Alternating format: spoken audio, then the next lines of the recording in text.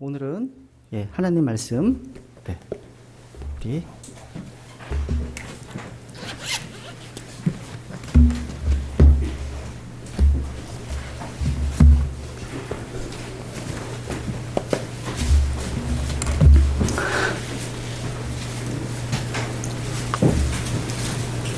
에베소서 5장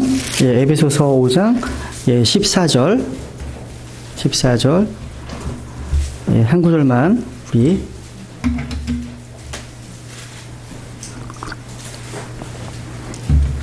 읽겠습니다. 에베소서 5장 14절 시작. 그러므로 그분께서 이르시기를 너 잠자는 자여 깨어서 죽은 자들로부터 일어나라. 그리스도께서 내게 빛을 주시리라 하시니라. 아멘. 너 잠자는 자여 깨어서 죽은 자들로부터 일어나라. 오늘 이 설교 포인트는요, 하나님의 그 말씀의 빛을 통해서 여러분 자신의 모습이 영적으로 잠자고 있는 모습이 아닌지 한번 진단해보고, 내가 잠을 자고 있다면 주님 앞에 나아가 깨어나기를 갈망하고 또 회복하는 그런 시간 되었으면 좋겠습니다. 여러분, 그 20세기의 선지자라고 알려져 있던 하나님의 사람이 있습니다. 되게 좋은 책을 많이 쓰셨습니다. 에이든 윌슨 토저라는 분이 있습니다. 이분이 쓰신 책 중에 이제 Lot or Revival, 그러니까 부흥이냐 아니면 판에 박힌 일이냐, 이런 책에서 종교가 부패해가는 점진적 3단계라고 하는 부분에서 이렇게 토저가 경고하고 있습니다. 종교가 부패해가는 점진적 3단계. 1단계는요, 기계적 상태입니다. 기계적 상태. 이게 뭐냐면 아무런 느낌도 없이 그냥 이런 활동을 반복하는 겁니다. 종교 활동을 반복하는 거예요. 오늘날 너무나 많은 사람들이요, 이 기계적 상태에 사로잡혀 있어서 아무런 느낌도 없이, 아무런 의미도 없이, 아무런 감탄도 없이, 아무런 놀라움이 없이, 어떤 기대감도 없이 그저 종교적 활동을 반복하기만 한다는 겁니다. 그러니까 우리가 하나님께 경배를 드릴 때요, 아무런 어떤 경이로움이 없다면 이런 상태에 있으신 거예요. 현재. 어떠세요? 여러분 어떠십니까? 그러니까 주님께서 십자가에서 하신 일에 대한 찬양을 아무런 감격도 없이 찬송한다면, 또는 예수 그리스도를 선포하는 설교를 듣고 있지만 아무런 놀라움도 느끼지 못하고 있다면 1단계에 있으신 겁니다. 이게 기계적 상태입니다. 그래서 이 기계적 상태에서 한 걸음 더 나아가면 이제 2단계로 습관적 상태라고 부르는 단계에 진입하게 됩니다. 이것은 기계적 상태의 노예예요, 노예. 그러니까 자신이 그 상태에 있다는 것을 전혀 감지를 못해요. 느끼실 능력이 전혀 없는 거예요. 이게 2단계입니다. 그러고 나면 이제 썩습니다. 부패해 갑니다. 그래서 부패의 단계가 3단계입니다. 진행해 나가는 거예요. 그러면서 이제 오늘날 교회가 직면하고 있는 가장 큰 적은 외부에 있는 어떤 자유주의자들 이런 것이 아니라 교회에 모여있는 구원받은 성도들의 내면이 영적으로 기계적이고 습관적인 상태에 빠져 있는 것이 가장 큰 문제라고 지적하고 있습니다. 그래서 여러분의 내면의 상태는 어떠십니까? 여러분이 주의 첫날 이렇게 교회에 모여서 함께 경배를 드리러 오지만 하나님의 말씀을 통해서 주님을 만난다고 하는 어떤 감격이나 기대도 없이, 또 주님의 임재하심에 대한 어떤 의식이나 경외심이 없이 그저 주의 첫날이니까 습관적으로 판에 박힌 일처럼 주님께 경배를 드리러 오는 모습이라면 회개해야 됩니다. 회개하셔야 됩니다. 그래서 오늘 저는 너 잠자는 자여, 너 잠자는 자라는 제목으로 하나님의 말씀을 증언하겠습니다. 우선 이 본문 말씀은요, 우선 복음 전도자들이요, 죄인들에게 말씀을 증거할 때 종종 인용되는 구절입니다. 너 잠자는 자여 깨어서 누구로부터요? 죽은 자들로부터 일어나라, 이렇게 말씀하고 있습니다. 여기서 이 죽은 자들은 누구냐면 아담 안에서 범법과 죄들 가운데 죽은 모든 사람을 가리키는 겁니다. 그러니까 죽은 자들로부터 일어나라는 것은요, 누가복음 15장에 나오는 탕자가 아버지를 떠나서 허랑방탕하며 죄악 가운데 지내다가 정신을 차리고 이런 고백을 하잖아요. 그죠? 그럼 같이 읽어보겠습니다. 시작. 그제야 그가 정신을 차리고 이르되 내 아버지께는 빵이 풍족하여 나누어 줄 수 있는 품꾼이 얼마나 많은가. 그런데 나는 굶어 죽는구나. 내가 일어나 내 아버지께 가서 그분께 이르기를 아버지 내가 하늘을 대적하여 죄를 짓고 아버지 앞에 죄를 지었사오니 더 이상 아버지의 아들이라 불릴 자격이 없나이다. 나를 아버지의 품꾼 중 하나로 삼아 주소서 하리라 하고 일어나서 자기 아버지께로 가니라. 그러나 그가 아직 멀리 떨어져 있을 때에 그의 아버지가 그를 보고 불쌍히 여겨 달려가 그의 목을 껴안고 그에게 입을 맞추매. 그러니까 탕자가 하나님을 떠나 하나님을 등지고 살던 죄인이 그 죄의 자리에서 벌떡 일어나서 아버지께로 향하는 그런 회개의 결단을 했을 때 아버지께서는 멀리서도 그를 바라보고 불쌍히 달려가 받아주셨습니다. 그러니까 본문 말씀처럼요, 이 자리에 구원받지 못한 분이 계시다면 지금 현재 앉아있는 그 죄의 자리에서 일어나십시오. 심판이 없을 것 같은 거짓 평안의 자리에서 지금 일어나십시오. 안락함의 자리에서 일어나십시오. 세상의 빛으로 오신 예수 그리스도를 등지고 계신 그 자리에서 돌이켜서 다시 주 하나님께로 돌아오는 결단을 하십시오. 탕자처럼 일어나서 하나님께로 향해서 내가 하늘을 거슬러 아버지께 범죄했다고 고백하십시오. 그러면 하나님께서는 여러분이 돌아서시자마자 그리스도 예수님 안에서 죄 사함의 은혜와 헤아릴 수 없는 영적인 축복을 경험하게 되실 겁니다. 근데 오늘 저는요, 이 본문을 가지고서 복음 전도 설교를 하려는 것이 아닙니다. 교리적으로 이 에베소서는요, 죄와 범법 가운데 죽어 있고 하나님도 없고 소망도 없으며 그리스도 없이 멸망하는 죄인들이 쓰여진 서신이 아닙니다. 대상이요. 이 서신은요, 예수 그리스도의 피를 통해서 대속, 곧 죄들의 용서를 받은 에베소 교회에 구원받은 성도들에게 그리스도의 몸된 교회에게 주신 말씀입니다. 에베소 1장 1절에 보시면 하나님의 뜻으로 말미암아 예수 그리스도의 사도된 바울은 에베소에 있는 성도들과 그리스도 예수님 안에 있는 신실한 자들에게 편지하노니. 대상이 에베소에 있는 성도들과 그리스도 예수님 안에 있는 신실한 자들입니다. 그렇다면 오늘 에베소장 14절 이 본문의 말씀도 바로 믿음을 통해서 은혜로 구원을 받은 성도들에게, 우리 신자들에게 주시는 메시지입니다. 그래서 오늘 이 본문 말씀을 통해서 우리에게 무엇을 교훈하고 있을까요? 첫 번째, 제가 이 말씀을 묵상하면서요, 제일 눈에 띈 단어가 너라는 단어였습니다. 너 잠자는 자요. 그러니까 하나님의 말씀에 비추어 보니까 영적으로 잠을 자고 있는 사람이 다른 사람이 아닌 누구라는 거예요? 바로 나 자신이었다는 것입니다. 나 자신이었다는 거예요. 여러분, 오늘 이 말씀을 들으실 때 여러분도 개인적으로 자기에게 주시는 하나님의 말씀으로 들으시라는 겁니다. 본문 말씀에서 두 번이나 반복해서 너 잠자는 자여, 그리스도께서 내게 이렇게 두 번이나 말씀하고 있습니다. 2인칭 단수로요. 너에게.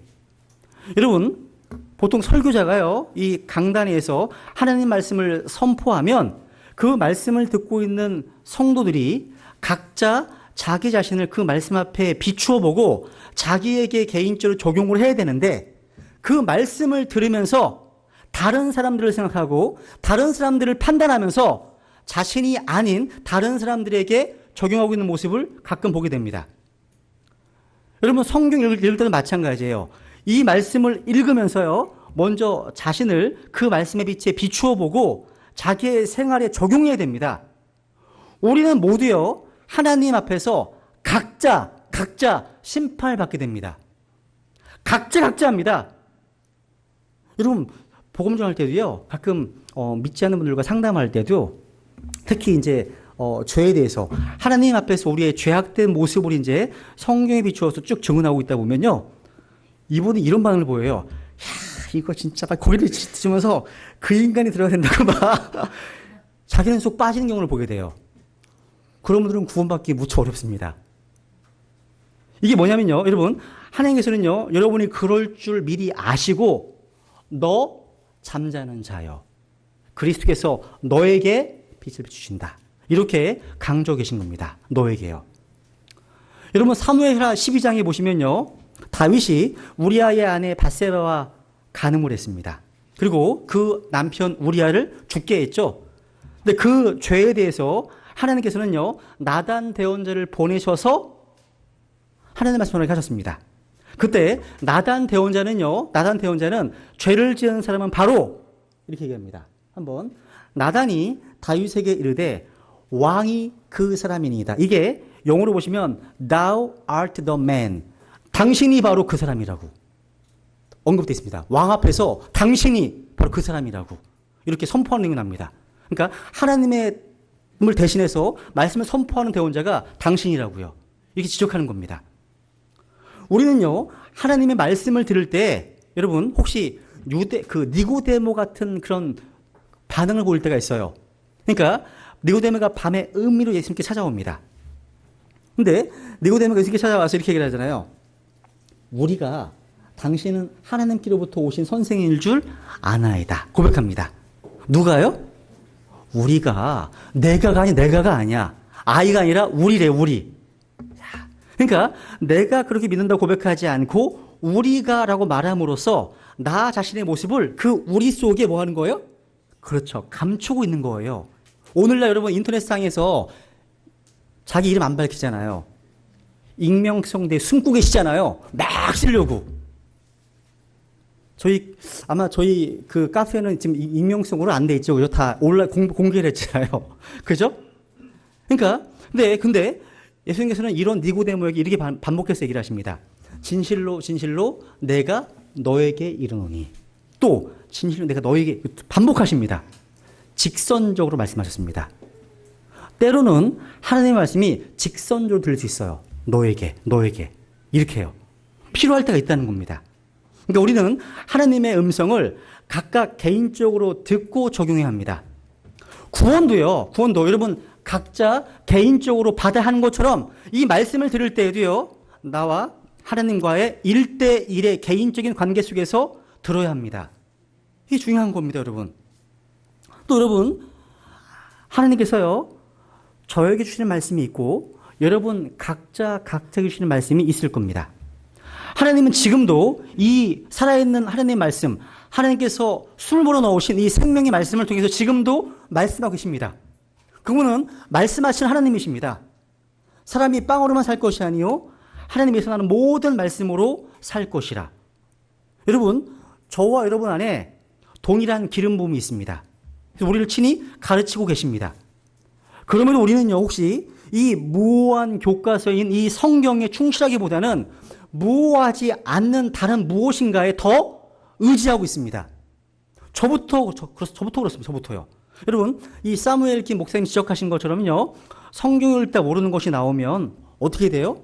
좀 인내하면서 주님 가르쳐 주세요. 기도하면서 찾아보고 또 찾아보고 해야 되는데 이 성경 모르게 나오면 인터넷 처음 다 찾아서 금방 봐. 쉽게 책을 찾아봐. 주석서를 찾아봅니다. 이게 우리의 모습이 아니었습니까 혹시? 쉽게? 그러니까 지금은 온라인상으로도요 몇 번 검색 클릭하면 너무나 많은 정보들 검색할 수 있는 시대에 살고 있습니다. 너무나 쉽게요 인스턴트 성경 지식들을 습득할 수가 있습니다. 그런데 그것이요 영적 성장에서의 왕도는 아닙니다. 왕도는 아니에요. 저는요 하나님께 쓰임받았던 많은 인물들이 어느 학교에서? 광야 학교에서 훈련받았던 것을 기억합니다.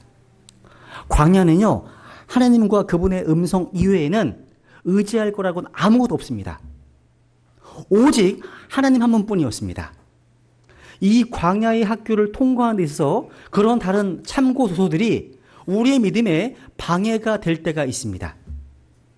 지나치게 다른 누군가의 책이나 강의에 의존하다 보면 하나님께서 지금 현재 내가 처한 상황과 환경 속에서 주시고자 하는 하나님의 음성을 듣지 못하는 결과를 초래할 수 있습니다. 교회 지체들이나요, 이웃들이 이렇게 저희 집에 방문하시면 책이 되게 많이 있는 곳으로 좀 항상 놀라워 하십니다. 근데 여러분 그거 아세요? 책임 아닌 것과 그 사람의 경고는 무관하다는 거를. 아무 관계가 없는 거예요, 여러분. 물론 여러 종류의 책이 있고 많이 있고 또 믿음의 선배들이 쓴 좋은 책들을 많이 읽으면 어떤 주제를 던져주시잖아요. 그러면 저는 빨리 찾을 수 있어요. 그 주제를 딱 정해주시면 그 주제에 대해서는 어떤 책을 딱 뽑아갖고 와서 정리하면 돼요. 그런 건 좋은 점이 있습니다. 그런데 이거 좋은 강점이죠. 근데 그 많은 책들이 저희 신앙에 있어서 많은 유익이 있음을 부인할 수는 없지만 이게 방해가 되기도 합니다. 어떤 면에서요? 여러분 풍요 속의 빈곤이란 말 아시죠?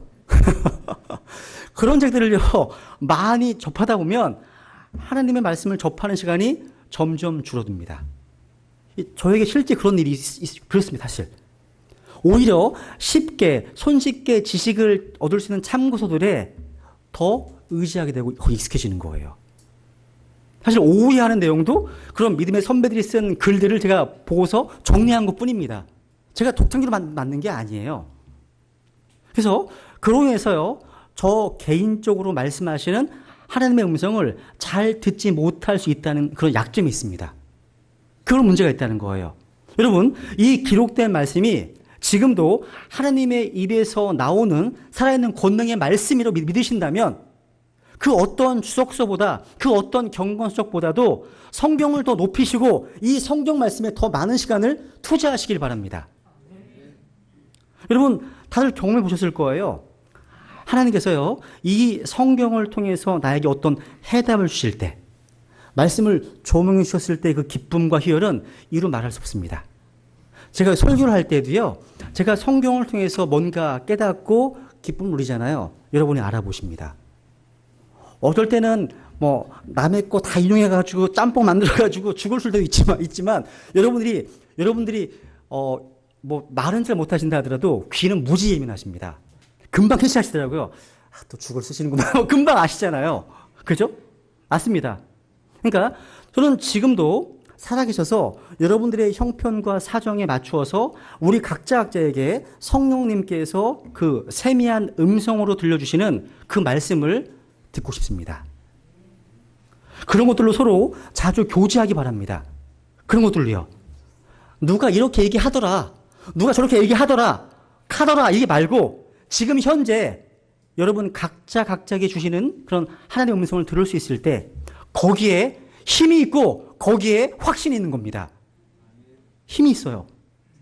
우리의 사귐 가운데, 우리의 교제 가운데 그런 간증들이 넘치기를 간절히 소망합니다, 여러분. 두 번째로요. 너 잠자는 자요, 깨어 죽은 자들로부터 일어나라. 명령하고 계시죠? 우리가 이 명령에 순종하려면 지금 나의 이 현재 모습이 혹시 잠들어 있는 것은 아닌지 먼저 진단해야 할 겁니다. 여기서 말씀하고 있는 잠이 뭘까요? 제가 성경을 찾아보니까요. 잠을 세 가지 종류의 잠으로 나눌 수 있을 것 같습니다. 하나는 여러분 매일매일 자는 일상적인 잠이, 이건 본능의 잠이죠. 일상적인 잠이 있습니다. 몇 줄만 인용해 보겠습니다. 한번 시편 127편 2절입니다. 우리 읽어볼까요? 시작. 너희가 일찍 일어나고 늦도록 앉아 있으며 고통의 빵을 먹음이 헛되도다. 이처럼 그분께서 자신이 사랑하는 자에게 잠을 주시는도다. 야, 잠을 못 자시는 분, 날 사랑하지 않으시는가 봐. 생각하시면 안 됩니다. 그 다음 보세요. 3만 24절 시작. 내가 누울 때에 무서워하지 아니하리니 참으로 내가 누운 즉 내 잠이 달리로다. 혹시 진짜 불면증 때문에 고생하시는 분 계십니까? 잠을 잘 못 자겠다 하시는 분 계십니까? 지혜와 명철을 주시는 하나님의 말씀을 가까이 하십시오. 그리고요, 일을 많이 하세요. 아주 액티브한 일을요. 활동적인 일을 많이 하세요. 맨날 먹고 앉아서 공부하고 먹고 앉아서 이렇게만 하면 에너지가 너무 넘치는데 다녀오겠습니까, 여러분? 그래서 전도서 5장 11절 보시면 수고하는 자는 적게 먹든지 많이 먹든지 잠을 달게 자거니와 부자는 풍요로움으로 잠들지 못하리로다. 말씀하십니다. 뭐예요? 어떤 자가 잠을 잔다고요? 수고하는 자가요. 수고하는 자가. 여러분, 우리 주님께서도요. 배를 타고 가시는 동안에 뭐 하셨습니까? 주무셨어요. 왜? 일이 되게 많으셨거든요. 하실 일이 너무 많으셨거든요. 그러니까 일상적인 잠은요, 하나님께서 우리에게 주신 선물입니다. 만약 우리가 잠을 잘 수 없다면 뭔가 이상이 있는 거예요. 그러니까 우리가 일상적인 잠은요, 우리가 마땅히 뭔가 어떤 일을 해야 되는 시기에 잠을 자는 게 아니라면 나쁜 것이 아닙니다. 그런데 우리가 마땅히 기도를 해야 하는 시간에 잠을 자고 있다면 나쁜 겁니다. 그러나 지금 설교를 듣고 있는 이 시간에 잠을 자고 있다면 비록 일상적인 잠이라 할지라도 그것은 해로운 것입니다. 나쁜 겁니다. 여러분, 예를 들어서 깨어 있어서 예수님과 함께 기도해야 하는 시간에 제자들은 잠들었죠. 이건 일상적인 잠을 잔 것이지만 그 잠은 해로운 잠이었습니다. 매주마다 해로운 잠을 자시는 그 정해진 그런 사람들이 있습니다. 거기에는 제 아들도 포함되어 있습니다. 네. 일상잠, 두 번째로 이제 어떤 잠이 있냐면 한번 고린도전서 15장에 보시면 도덕적인 잠이 있습니다. 도덕적인 잠. 한번 고린도전서 15장 33, 34절 읽겠습니다. 같이. 고린도전서 15장 33, 34절입니다. 1절 시작. 속지 말라. 악한 사귐은 선한 습성을 부패시키느니라. 의에 대하여 깨어있고 죄를 짓지 말라. 어떤 자들에게 하나님에 대한 지식이 없으므로 내가 너희를 부끄럽게 하려고 이것을 말하노라. 이거 보세요. 의에 대하여 awake. 의에 대하여 awake. 깨어있으라. 말씀합니다. 죄를 짓지 말라. 무슨 얘기예요? 그러니까 이 도덕적인 잠은 뭐냐면 그리스도인들이요, 해서는 안 되는 일들을 하고 있고 또 마땅히 해야 하는 일들을 하지 않고 있을 때 나타나는 증상들입니다. 그러니까 죄와 싸우지 않고 죄에 대해서 주의하지 않는다면 그것은 윤리적으로 잠들어 있다는 증거입니다. 예를 들어서요, 여기 보면 악한 사귐, evil communication, 악한 대화, 악한 사귐은 선한 습성을 뭐 한다고요? corrupt, 부패시킵니다. 의에 대해서 깨어있지 못하게 합니다. 지금 이 시대는요, 어떤 설교자가 이야기한 것처럼 불결이 순결을 덮고 있는 그런 시대입니다. 죄와 더러운 불결이 얼마나 영향력이 있는지 모두 다 덮어버리는 시대입니다. 그에 비해서 의와 거룩함이 얼마나 영향력을 발휘하고 있습니까? 저 여러분은요, 선보다는 악을 받아들이기가 더 쉬워요. 그렇지 않으세요, 여러분? 성경을 암송해 보세요. 매주 암송하시잖아요. 암송이 잘 되십니까? 잘 안 되지 않으세요? 나쁜 걸 한번 보면 금방 새겨져, 눈에. 야, 나쁜 게 새겨져요. 지금 기억나는 게요, 제가 이제 군 훈련 끝나고 나서 처음으로 자대배치 받은 데가 공군 803이라고 말씀드렸잖아요. 804는 너무 높기 때문에 금요일 날 나와서 일요일 날 새벽에 들어가야 돼요. 그러면 일요일 새벽 때 우리 동기들과 다 함께 모여서 그 방에서 자고, 모텔에서 자고, 그리고 출근하는 거예요. 그런데 어느 날 자고 있는데 어떤 소리가 들렸어요. 근데 이 자식들이 모텔에 있는 TV를 틀었는데 이게 굉장히 아주 음란한 거였습니다. 한번 딱 본 그 영상, 그 픽처, 그림이요, 지금도 떠올라요. 놀랍지 않아요? 이게 인간의 악한 본성이에요, 본성. 죄에 대해서는 금방 습득을 합니다. 의에 대해서는요, 아무리 새기려고 하더라도 안 새겨져, 잘. 이상해요. 이게 인간의 죄성입니다, 죄성입니다. 그래서 여러분, 우리가요, 서로 질병을 전염시킬 수는 있지만 건강을 전할 수는 없습니다. 건강이 전염됩니까? 안 되죠? 그래서 악한 사람과 대화해서 그 악한 사람이 선을 행하도록 자극하기보다는 그 악을 본받기가 더 쉬운 겁니다. 그래서 혹시 여러분의 교제, 또 우리의 교제와 대화가 혹시 어떤 개인을 파괴시키고 가정을 파괴시키며 교회를 파괴시키는 어떤 악한 대화라면 의에 대해서 깨어있지 못한 상태고 지금 이 잠을 자고 있는 겁니다. 윤리적 잠을 자고 계신 겁니다. 오히려 우리는요, 사도 바울이 에베소서 4장 29절 이 말씀처럼요, 바울스가 권면한 말씀을 한번 기억해야 됩니다. 같이 읽어볼까요? 시작. 부패한 대화는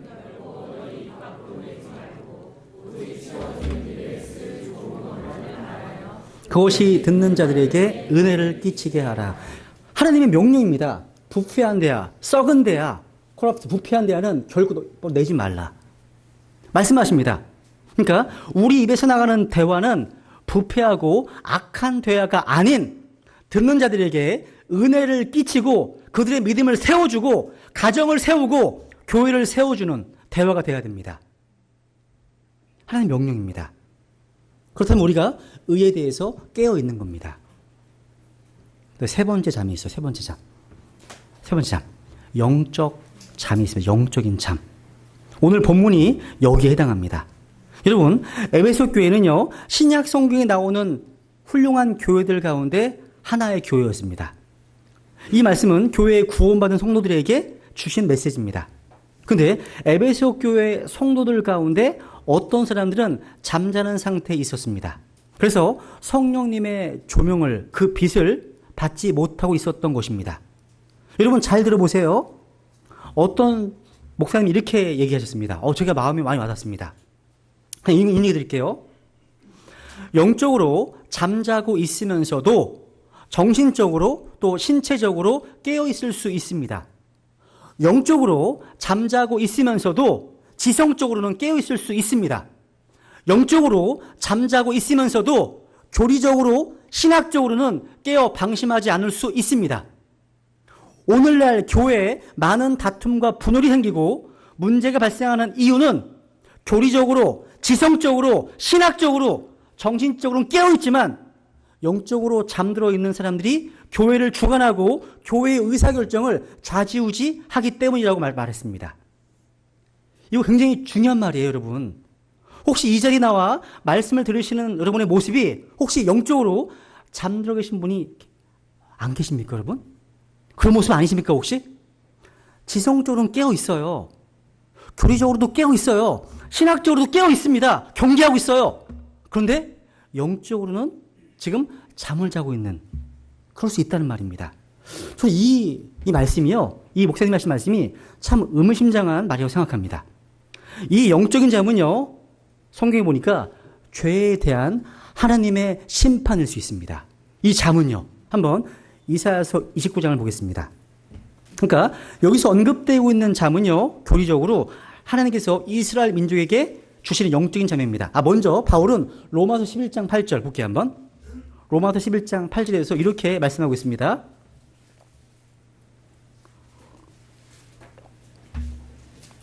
이것은 기록된 바 하나님께서 그들에게 잠들게 하는 영과 보지 못할 눈과 듣지 못할 귀를 주셨도다 함과 같으니라. 누가 주셨다고? 누가요? 하나님께서 주셨다고 말씀하십니다. 하나님께서 주셨습니다. 그래서 이사야서에 보시면 29장 한번 읽어보세요. 이게 굉장히 무서운 말씀입니다. 무서운 말씀이에요. 그러니까 바울은요, 고린도서 3장에서요, 유대인들, 그러니까 휘장, 그것을 휘장이라고 설명하고 있습니다. 그러니까 마치 그들의 눈 위에 휘장이 드리워진 것처럼요, 그들의 마음이 눈멀어 있다는 거예요. 그래서 구약 성경을 읽을 때 전혀 이해할 수 없다는 겁니다. 이것을 이사야서에 보시면 이렇게 말씀하십니다. 읽겠습니다. 시작. 주께서 깊이 잠들게 하는 영을 너희에게 부어주사 너희 눈을 닫으셨으며 그분께서 대언자들과 너희의 치리자들과 선견자들을 덮으셨느니라. 모든 자들의 환상 계시가 너희에게는 봉인된 책의 말씀들 같이 되었나니 사람들이 학식 있는 자에게 그것을 건네주며 이르기를 원하건대 이것을 읽으라 하면 그가 이르기를 그것이 봉인되었으므로 내가 읽을 수 없노라 할 것이요 또 그 책을 학식 없는 자에게 건네주며 이르기를 원하건대 이것을 읽으라 하면 여기 보면 지금 주께서 깊이 잠들게 하는 영을 너에게 부어줬다고 말씀하십니다. 누구냐면 여기 대언자들과 치리자들과 선견자들 말씀하고 있죠. 그러니까 그 당시에 이스라엘의 파수꾼들, 목자들의 모습이 지금 잠들어 있다고 지금 언급하고 있는 겁니다. 우리 이 말씀을 통해서요, 죄에 대한 심판으로 잠들어 있는 하나님의 백성들의 모습을 보게 됩니다. 여러분, 잠들어 있는 상태의 결과가 무엇입니까? 제일 먼저 일어나는 일은 뭐냐면 하나님의 말씀이 나에게 시일드, 닫혀있는 책이 된다는 겁니다. 성경 읽는데 전혀 안 들어와. 아무것도 안 들어와요. 검은색 글씨와 흰색 종이밖에 없어. 읽고 나서 내가 뭘 읽었지? 할 수 있어요. 닫힌 책, 봉인된 책, 영이 잠들면 그렇습니다. 영이 잠들면요. 그래서 다른 걸 의지하는 거예요. 하나님 자체가 나에게 힘이 안 되니까, 닫혀버리니까 뭔가는 참고를 의지하는 겁니다. 영적 잠입니다. 여러분, 본문에서 보았던 것처럼요, 내가 깨어서 죽은 자들로부터 일어나서 그리스도께서 빛을 비춰 주셔야, 성령님께서 그 말씀을 열어주셔야 이해할 수 있는데, 내가 영적으로 잠들어 있기 때문에 이 영적인 것들을 기록하고 있는 이 성경 말씀이 닫혀진 책이 되어버린 것입니다. 여러분들이 있어서 이 성경은 오픈 바이블입니까? 열려있는 책입니까? 아니면 닫혀있는 책입니까? 이 열려있는 책을 통해서 지금도 여러분 각자에게 말씀하고 계시고 빛을 비추고 계시다면 영적으로 깨어있는 겁니다. 성령님의 조명하심이 있다면. 그런데 여러분들이 설교 말씀을 들으시거나 성경을 공부할 때 이 말씀이 따분하게 느껴지고 전혀 안 들어오지 않는다면 영적으로 잠들어 계신 것일 수 있습니다. 병들어 있다는 거예요. 병들어 있다는 겁니다. 여러분 생각해 보세요. 여러분 한 주 동안 얼마나 많이 말씀을 읽고 계십니까? 얼마나 많이 말씀을 듣고 계십니까? 저희 교회에는 주의 첫날에만 오시면 주일 오전과 오후 2번 말씀을 들을 수 있습니다. 화요 성경 공부, 기도 모임에 오시는 분은 3번 들을 수 있습니다. 또 태안 모임처럼 가정적으로 모임을 가지고 계시는 분도 계시죠. 그죠? 오늘날 우리는 말씀을 참 많이 접할 수 있는 복을 받고 삽니다. 그죠? 주의 첫날, 화요일, 신학원 강의까지 다 듣고 계시다면 정말 많이 듣고 계신 거죠. 그죠? 또 집에서, 직장에서 일하면서 온라인 설교나 다 들을 수 있습니다. 그죠? 성경도 매일 읽으시잖아요. 또 그것뿐 아니잖아요. 책도, 이런 책도 막 읽으시잖아요. 막 읽으시고 공부하시잖아요. 그죠? 막 읽으시지 않으십니까, 여러분? 그래서 너무나 많이 이 말씀 가운데 살 수 있는 복을 누리고 있습니다. 감사한 일이죠. 그런데 전혀 이전에 이런 고민을 해본 적이 있습니다. 이렇게 수많은 말씀들을 계속해서 듣고 있는데 내 모습은 얼마나 변화되었는가? 한번 생각해 보세요. 1년 전의 모습과 비교했을 때 더 많이 변화되셨습니까? 하느님을 더 많이 갈망하고 계십니까? 죄에 대해서 더 예민해지셨습니까? 한번 돌아보세요. 또 기도하는 가운데 더 하나님께 나아가고 계십니까? 또 주의 첫날 교회에 오실 때마다 하나님께 경배드린다고 하는 그 설레임에 하나님께서 오늘 어떠한 놀라운 일을 행하실 것인가 기대하시면서 오십니까? 여러분 찬송을 부르실 때 기쁜 마음으로 감격하면서 부르고 계십니까? 아니면 아무런 느낌 없이 밋밋하게 부르고 계시지 않습니까? 립서비스. 또 주님께 경배를 드리면서 하나님의 임재에 대한 의식을 분명히 갖고 계십니까? 하나님의 무소부재하심, 편재하심. 제가 어제 신학원에서 하나님의 속성을 말씀드렸거든요. 이 너무나 큰 위로가 되고 두렵기도 하는 겁니다. 하나님이 이 가운데 계신다는 사실. 이거 진짜 믿으시나요, 진짜? 여기 계세요. 믿으세요? 이게 영적 실체예요, 실체. 우리보다 더 확실한 것은 하나님이 여기 함께 하신다는 사실입니다, 여러분. 여러분, 혹시 여러분의 상태가 제가 서두에 말씀드린 것처럼 기기적 상태, 혹시 습관적 상태에 빠지지 않으십니까? 저는 저와 여러분 모두가 다 야곱과 같은 각성이 필요하다고 생각합니다. 여러분, 야곱이 어느 날이요, 형 에서를 피해서 하란을 향해서 지금 가고 있었습니다. 그래서 유명한 베델에서 돌베개 베고 잠을 자고 있는데 그때 뭐 했습니까? 그렇죠. 꿈을 꿨습니다. 사람들의 꿈. 그 꿈 속에서 하나님의 인도하심과 하나님의 보호하심과 하나님의 임재를 약속받았습니다. 그러면서 말합니다. 그때 고백입니다. 보세요. 읽어보죠. 시작.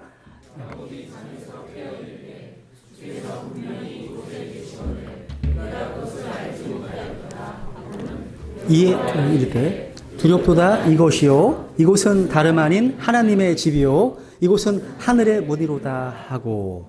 여러분 성경에서 깨어났다는 말, 이 깨어났다는 말이 제일 처음 나오는 곳이 바로 이곳입니다. 각성, 깨어났다, awake. 그러니까 야곱이 잠에서 깨우르되 주께서 분명히 이곳에 계시거늘 내 것을 알지 못하였도다. 그러니까 여러분에게 영적으로 깨어나면 하나님의 임재를 더 생생하게 의식합니다. 함부로 교회에서 뭔가 죄를 못 짓습니다. 깨어났기 때문에. 그러니까 우리가 영적 대각성이라는 말을 영어로 Great Awakening 이렇게 얘기합니다. 영적 대각성을요. 그러니까 영적인 잠에서 깨어나게 되면 아주 멀리 계신 것처럼 보였던 그 하나님께서 갑자기 가까이 계시게 됩니다. 초점이 전혀 맞지 않아 보이던 흐릿하게만 보였던 그 하나님께서 이제 아주 분명하게 보이게 됩니다. 그게요. 그래서 여러분 마태복음 18장 20절에 보시면 두세 사람이 내 이름으로 함께 모인 곳에 나도 거기에 그들의 한가운데 있느니라. 그래서 여러분 야곱이요 잠에서 깨어 고백한 그 내용이 저와 여러분의 고백이길 바랍니다. 주님께서 분명히 이곳에 계시거늘 내가 알지 못하였도다. 우리에게 제일 필요한 것은 바로 이 하나님의 임재에 대한 의식을 회복하는 것이라고 믿습니다. 머리로는 또 지식으로는 알 수 있습니다. 그런데 우리의 삶 속에서 체험적으로 경험하고 계십니까? 이런 하나님의 임재에 대한 경외심이 회복되어야 한다는 사실입니다. 여러분 영적으로 잠든 사람들의 특징이 있어요. 특징이 뭐냐면 여러 가지가 있는데 그중 한 가지가 기도를 안 해요. 기도 안 합니다. 여러분 우리가 기도하겠습니다. 많이 얘기하시잖아요. 실제 기도 많이 하십니까? 하나님과 멀어져 있기 때문에 영혼의 호흡인 기도 생활을 안 합니다. 또 영적으로 잠들어 있는 사람의 특징이 뭐냐면 하나님 말씀을 가까이 하지 않고 또 영적인 것들에 관심을 갖기보다는 세상적인 것들에 더 관심을 둡니다. 또 영적인 사람의 특징이 뭐냐면 영이신 하나님보다 사람들을 더 의식하고 또 하나님의 영광보다 사람들의 평가와 인정을 더 의식합니다. 또 영적으로 잠든 사람들의 특징은 복음 전도에 대한 부담이 없어요. 별로요. 구령에 대한 부담이 없다는 거죠. 제가 이제 하나의 성경적인 예화를 들면서 말씀 마치겠습니다. 여러분 질문해 볼게요. 구약 성경에서 잠을 자다가 불신자로부터 책망을 받은 대언자가 있습니다. 누구죠? 구약 성경에서 잠을 자다가 믿지 않는 불신자로부터 책망을 받았던 대언자. 예? 여기 앞에 앉으니까 다 아시는 거예요. 1등석, 2등석, 3등석이 되는 거죠. 맞습니다. 바로 요나였습니다. 한번 요나서 1장을 한번 읽어볼게요. 1절, 6절까지 읽어보겠습니다. 내용을 보시기 위해서 한번. 요나서 1장 1절부터 한번 6절까지 읽어보겠습니다. 쭉 읽어보세요. 천천히. 시작. 이제 주의 말씀이 아미떼의 아들 요나에게 임하니라. 이르시되 일어나 저 큰 도시 니느웨로 가서 그곳을 향하여 외치라. 그들의 사악함이 내 앞에 이르렀느니라 하시니라. 그러나 요나가 주의 앞을 떠나 다시스로 도망하려고 일어나 욥바로 내려가서 다시스로 가는 배를 만나매 이에 그가 주의 앞을 떠나 그들과 함께 다시스로 가려고 뱃삭을 내고 그 안으로 들어가니라. 4절. 그러나 주께서 큰 바람을 바다로 보내심에 바다에 강력한 폭풍이 일어나서 그 배가 거의 부서지게 되었으므로 이에 선원들이 두려워한 저마다 자기 신에게 부르짖으며 또 배를 가볍게 하려고 그 안에 있던 물건들을 바다로 던지니라. 그러나 요나는 배전으로 내려가서 누워 곧 잠이 드니라. 그러므로 선장이 그에게 가서 그에게 이르되 오 잠자는 자여 어찌된 일이냐 일어나 내 하나님을 부르라. 혹시 하나님이 우리를 생각하시면 우리가 망하지 아니하리라 하니라. 야, 요나는 저 큰 도시 니느웨로 가서 그것을 향해서 외치라고 명령을 받았습니다. 근데 그 요나는 하나님의 명령에 순종하지 않고 하나님의 눈앞을 떠나서 다시스로 도망을 갔습니다. 근데 마침 배가 왔네? 아, 이거 하나님 뜻일 거야. 아닙니다. 그럴 수 있어요. 그죠? 그리고 어떻게 해요? 배 밑바닥에서 지금 자빠져 자고 있어요, 지금. 요나가 지금. 깊은 데 빠져 있습니다. 이 요나의 모습을 보면 어쩌면 오늘 이 시대를 살아가는 교회의 모습이 아닐까요? 우리 각 성도들의 모습이 아닐까요?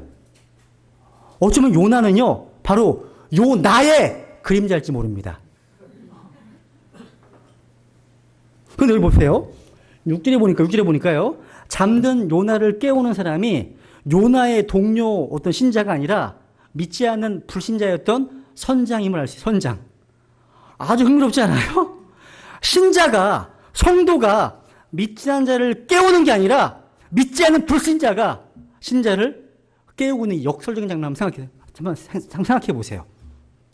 이 선장은요, 나의 하나님이라고 부를 수 없는 사람이었습니다. 그래서 요나에게 일어나서 네 하나님 부르라고. 네 하나님 부르라고.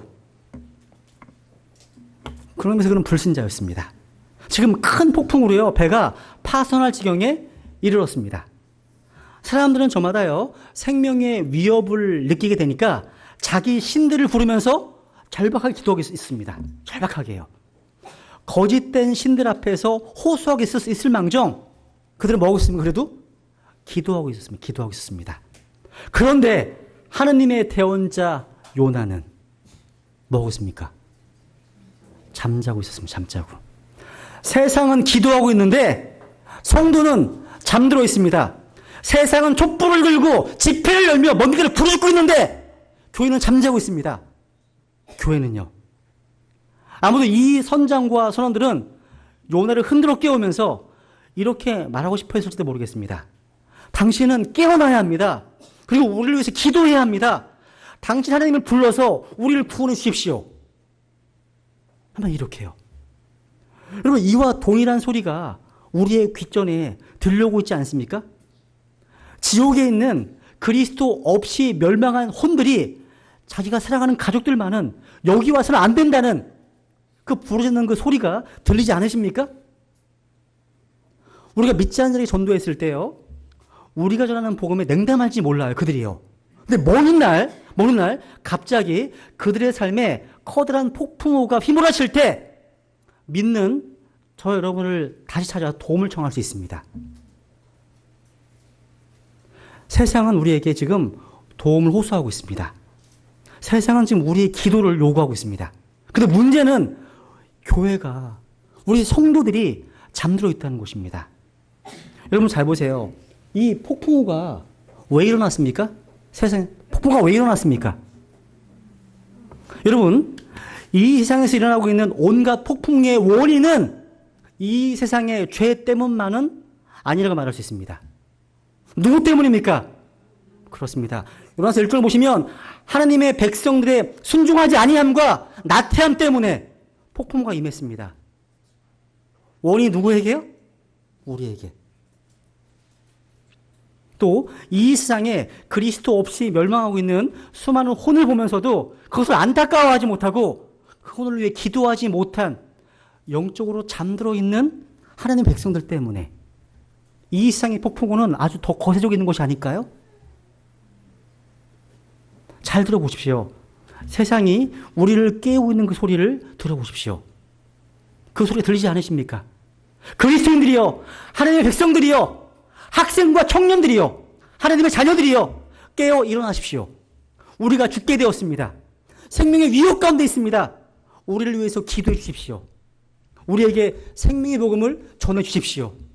우리에게 그리스도의 복음을 전해 주십시오. 이 안타까운 소리가 오늘 우리 귓전을 울리고 있지 않으십니까? 세상이 우리에게 부르짖고 있는 이 애절한 소리를 들을 수 있는 귀가 열리기를 소망합니다. 두 구절을 읽고 마치겠습니다. 로마서 13장 11절 우리 같이 읽어보겠습니다. 시작. 또 때를 알거니와 지금이 잠에서 깨어야 할 바로 그때이니 이는 지금이 우리가 구원이 우리가 믿었을 때보다 더 가까이 있기 때문이다. 그렇습니다. 때를 알거니와 지금이 우리가 잠에서 깨어야 할 바로 그때입니다. 그렇습니다. 제가 오후에 트럼프의 당선과 교회 휴거란 제목으로 세미나 할 텐데요. 이 세미나를 들으시면 지금 우리가 살고 있는 이 시기가 하느님의 시간표상으로 어느 시점에 와 있는지를 아실 수 있을 겁니다. 우리는 지금 잠에서 깨어나야 할 그때입니다. 그럼 읽어볼까요? 시작. 너희는 다 빛의 자녀요 낮의 자녀라. 우리는 밤이나 어둠에 속하지 아니하니 그러므로 우리는 다른 사람들처럼 잠자지 말고 오직 깨어 정신을 차리자. 우리는 다른 사람들과 같이 잠자지 말고 오직 깨어 정신을 차리자. 기도하시겠습니다.